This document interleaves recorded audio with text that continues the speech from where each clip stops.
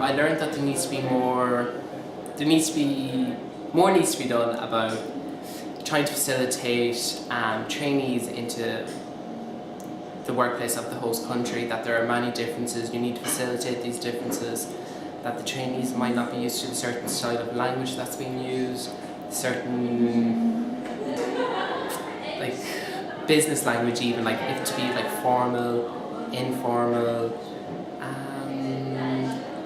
that there needs to be more diversity. There's not enough diversity. Only I think 9% of young people go on mobility programs, which is an extremely low number. So I just think there needs to be more incentives in place, I guess, to attract more young people to go on mobility programs. And I think that there needs to be more, like SMEs, maybe just need to be more cooperative, I guess, to have like mentoring plans like we have here, like we have in some of the partner companies mentioned here, that there's mentoring plans and that you were given an itinerary when you first arrived that like you need to do, like, not that you need to do this, but this is what we do here, this procedure you need to follow, here are some places to visit, stuff like that. So that's it. Thank you very much.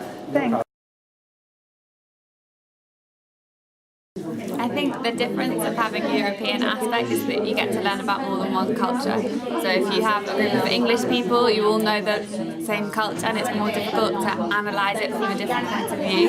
If you have an English person who's living in France, you can talk about how you see the different culture. So it's more interesting to see somebody else's perspective and their analysis. It's a very interesting European aspect because we're talking about diversity and interculturality, and indeed we are in an intercultural environment, not only because of the team, but because most people here are in a different country and are inclusively people who are working here that came from, for instance, Italy or Spain. Yeah. And it's very interesting to have the different points of view of people about what diversity is and interculturality.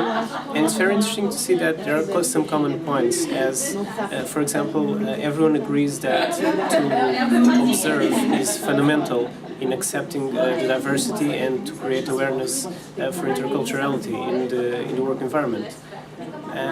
In addition to the questions developed here inside this workroom, we also had the chance to interact with people from different countries, and so we ended up by learning a lot more than what was expected, and that was very, very positive. Thank you very much. I speak with other person and I compare my opinion with others. For example, we have got companies in the different countries of Europe, French, Switzerland, United Kingdom.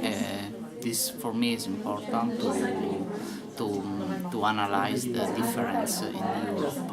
Thank you very much. For example, you have got a lot of difference between North and South of Europe. For example, my experience in Spain is very similar Spain with Italy. It is, yeah. It's not, you don't have any problem for intercultural difference.